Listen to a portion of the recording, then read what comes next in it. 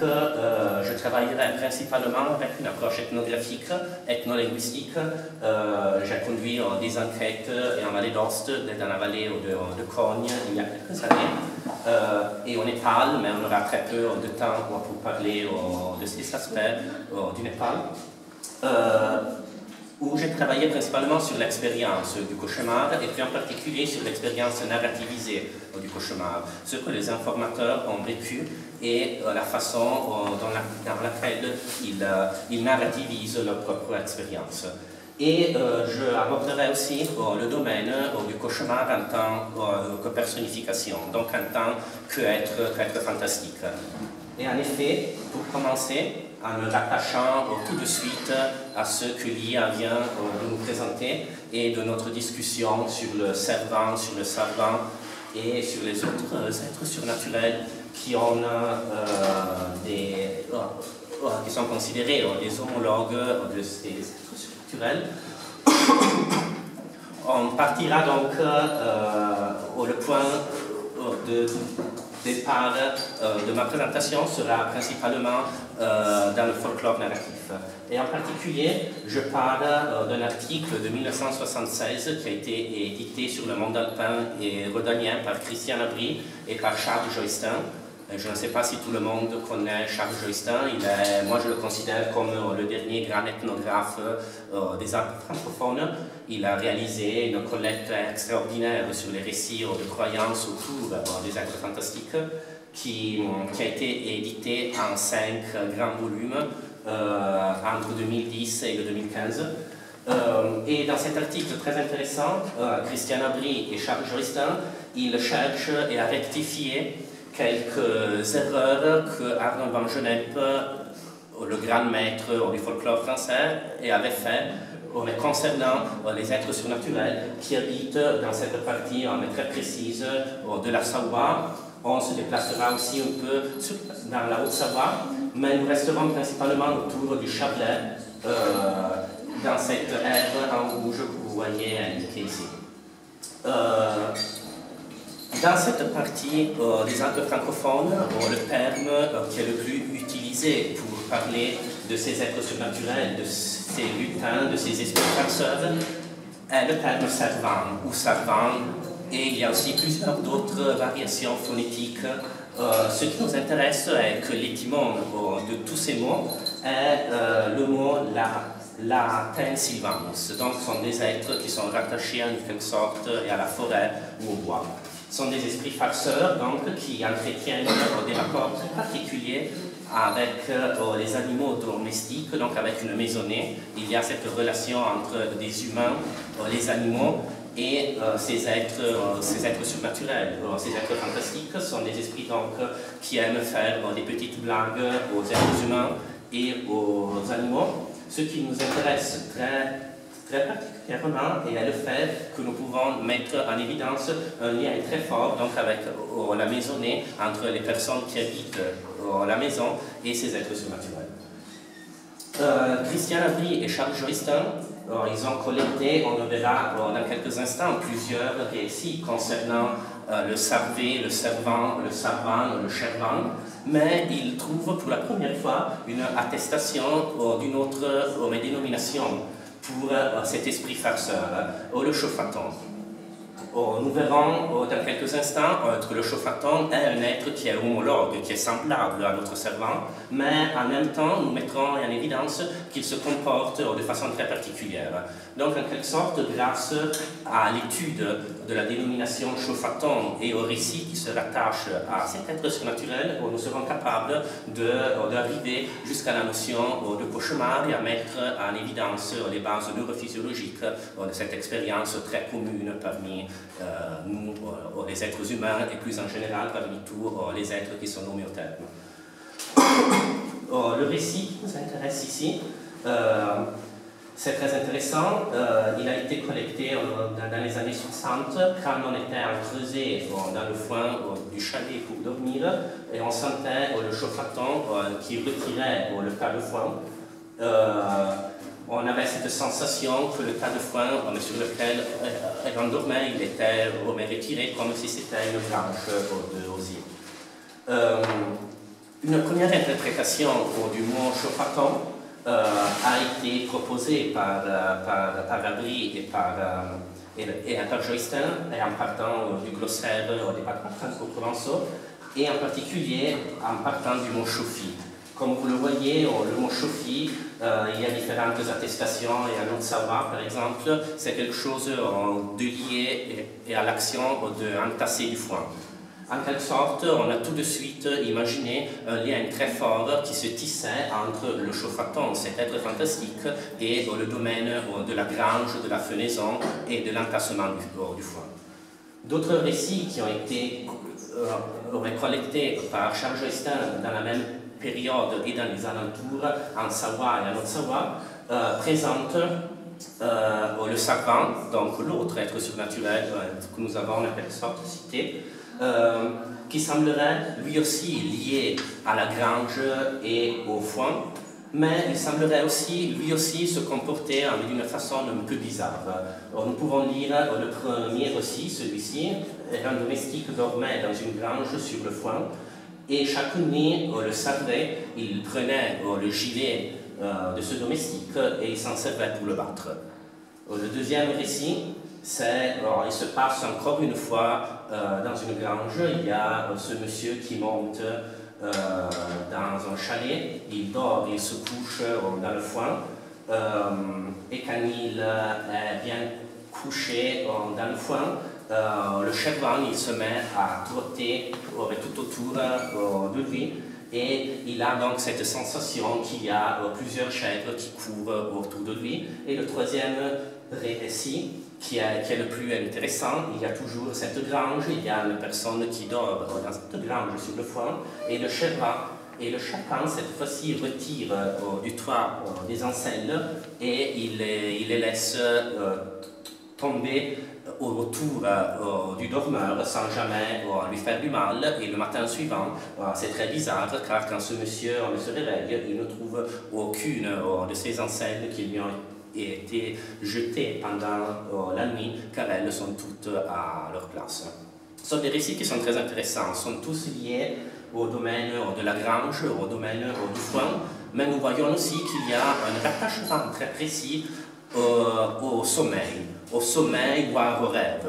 Il nous reste à comprendre quel est ce lien, pourquoi ces êtres surnaturels se manifestent auprès des dormeurs. Le terme chauffaton est très intéressant et je trouve que ce récit, qui a toujours été collecté à Morillon en 1965 par Charles Joysten, il nous donne une clé pour entrer dans cette porte liée à la neurophysiologie des états normaux de notre cerveau. Dans ce récit, vous le voyez bien, il y a des personnes qui se couchent sur le foin, et le chauffaton, cette fois-ci, vient les oppresser et les paralyser sous un poids très lourd, comme s'ils avaient eu une pierre sur eux.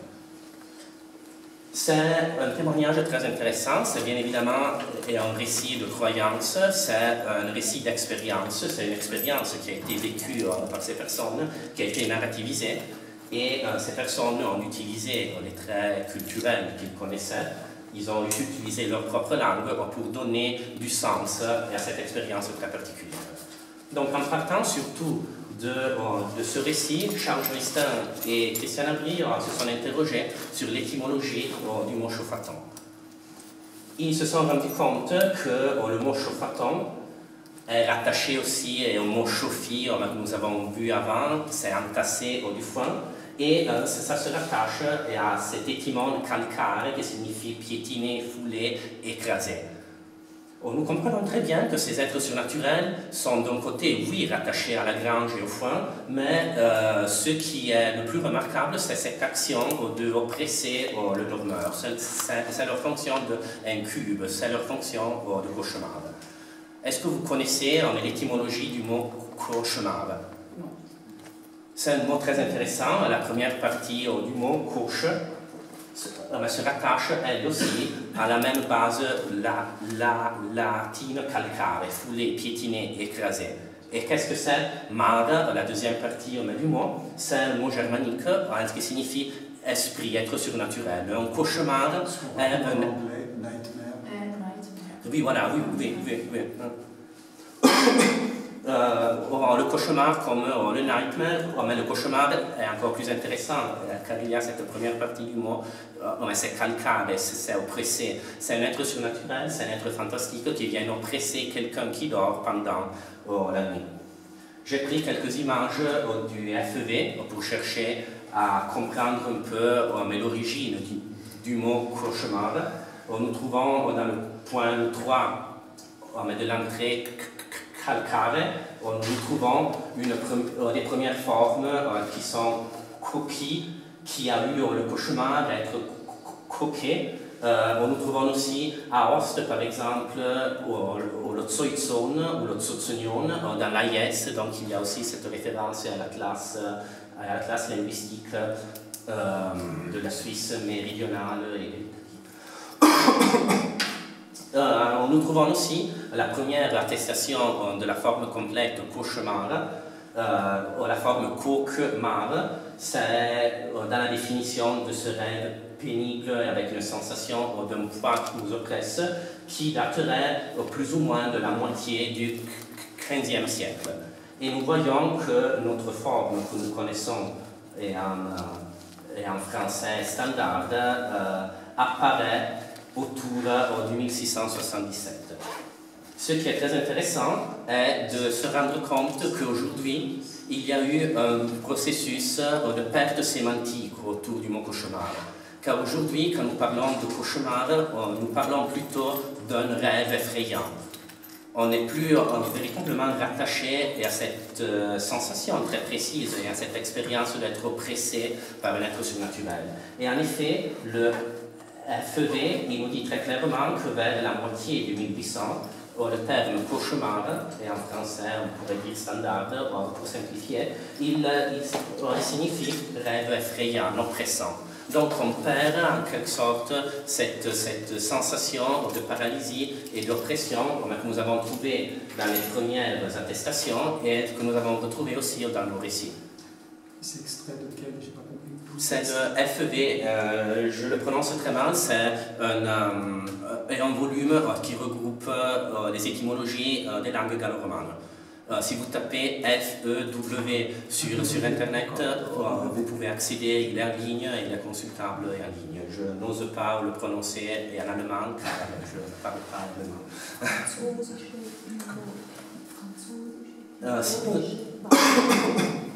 Si nous avançons encore un peu dans la lecture de ce point 3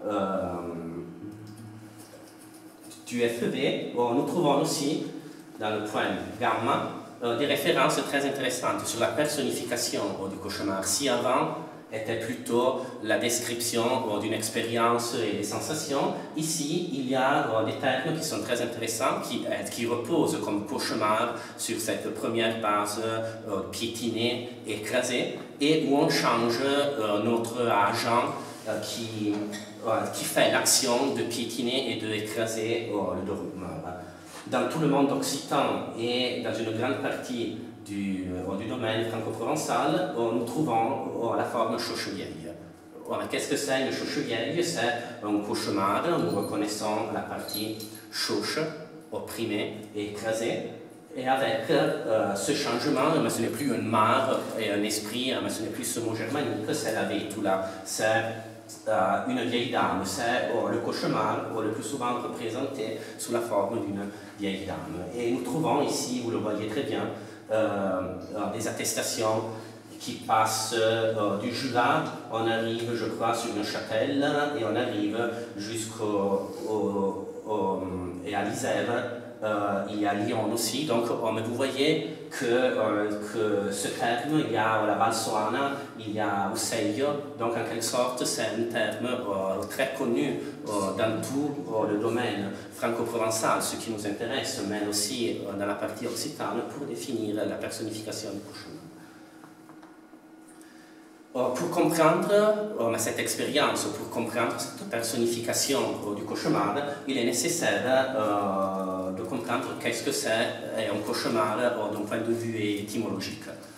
Et pour comprendre ça, pour répondre à cette question, donc il faut déjà savoir de ce que l'on parle.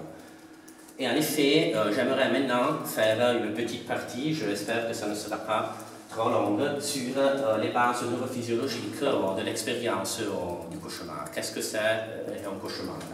Alors, il faut partir de un peu loin. Je vous pose une question. Est-ce que vous savez combien d'états fondamentaux, d'états en quelque sorte normaux a notre cerveau?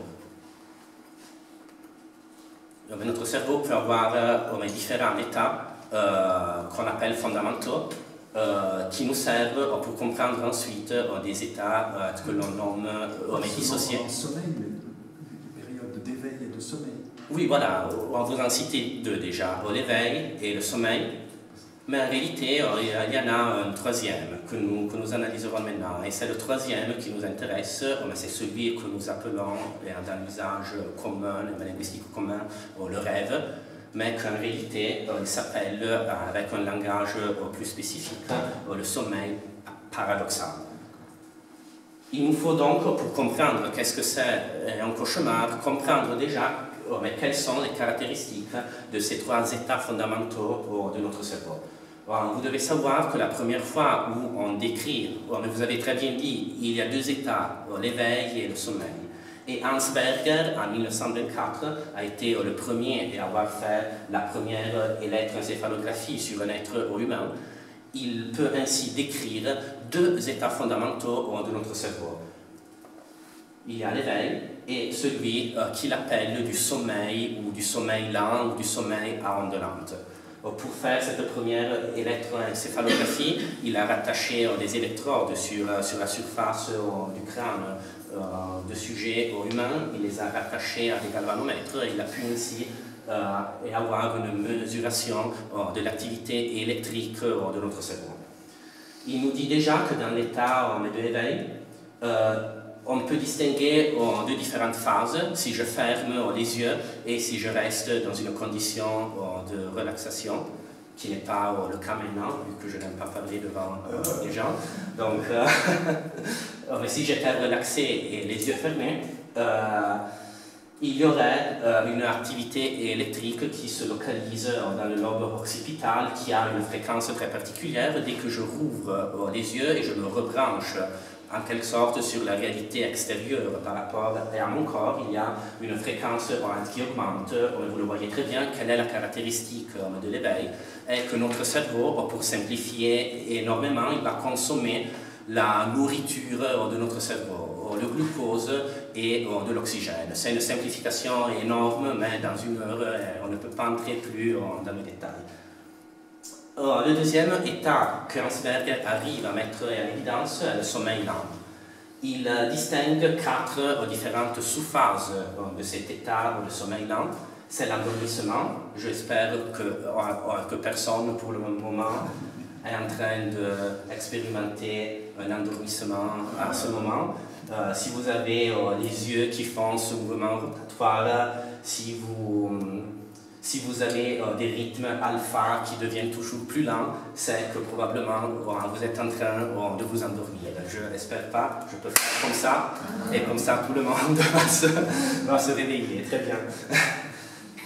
Après l'endormissement, on entre dans une seconde phase qui se caractérise, et c'est très intéressant, par cette activité qui a une fréquence qui est très forte, et même plus forte que dans l'état d'éveil. Ça peut monter jusqu'à 15 Hz. Et ensuite, on entre dans le sommeil qui se définit profond. Le sommeil profond, il se caractérise par une diminution de l'activation corticale qui peut descendre jusqu'à 4 Hz. Donc il y a une activité très faible, très lente. Il y a cette activité très forte, elle empêche une intégration consciente de ce qui se passe à l'extérieur. Quand on est en train de dormir, quand on est dans la phase du sommeil lent et on est dans le sommeil profond et on n'a plus aucun contact avec ce qui se passe à l'extérieur. Nos perceptions sont fermées et nous n'arrivons pas à traiter mais consciemment ce qui se passe pendant cette phase du sommeil. Je passe un peu plus rapidement sur les autres aspects qui ne nous intéressent pas beaucoup. Ce qui nous intéresse, c'est que pour découvrir le troisième état, qui est celui qui nous intéresse pour comprendre le cauchemar, il faut attendre jusqu'aux années 50. c'est dans les années, en quelque sorte, 50 qu'on arrive finalement à décrire, et on pourrait dire complètement, le troisième état fondamental de notre cerveau, qui a été appelé le sommeil paradoxal. Bien évidemment, les caractéristiques de ce troisième état de notre cerveau, elle avait déjà été individualisée bien avant, à partir de 1924, et en particulier dans les années 40, on s'était rendu compte que cycliquement, dans notre sommeil, les hommes ont des érections périodiques, les femmes ont la tumescence des lèvres et du clitoris, il y a une humidification du vagin, et chose très importante, il y a une abolition de toute activité de nos muscles. Tous nos muscles sont complètement paralysés. Et c'est ce point-là qui nous servira pour comprendre qu'est-ce que c'est, d'un point de vue neurophysiologique, le cauchemar. Les premiers chercheurs qui ont commencé à décrire le cauchemar sont des Américains. Sont à Zielinski, on est dans le laboratoire de Chicago, de Clayton, c'est un laboratoire du sommeil. Et à Zielinski, il observait sa petite fille dormir et il se rend compte que chaque 90 minutes, sa petite fille, dans son sommeil, donc, bouge les yeux d'une façon très rapide.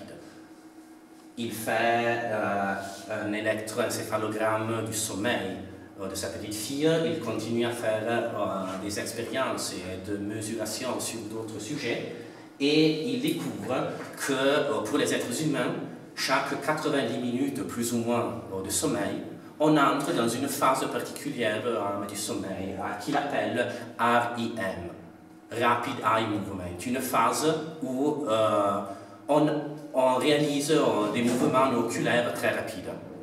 Et en effet, grâce à cette observation, à Zielinski et Clayton, et plus tard, en 1958, cet autre grand neurologue dément, ils décrivent deux types de sommeil. Un sommeil non REM, il n'y a pas des mouvements oculaires très rapides qui durent 90 minutes pour les êtres humains, suivi dans un cycle continuel de 20 minutes de sommeil REM, avec les mouvements oculaires très rapides. Là, nous sommes aux États-Unis, il faut se déplacer jusqu'à Lyon pour visiter le laboratoire de Michel Jouvet. Michel Jouvet, il travaille sur les cycles veille-sommeil chez le chat.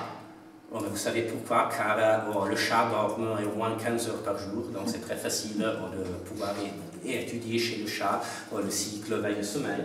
Et lui aussi, il contribue à la description véritable de ce troisième état de notre cerveau, du sommeil paradoxal. Donc pourquoi il l'appelle paradoxal?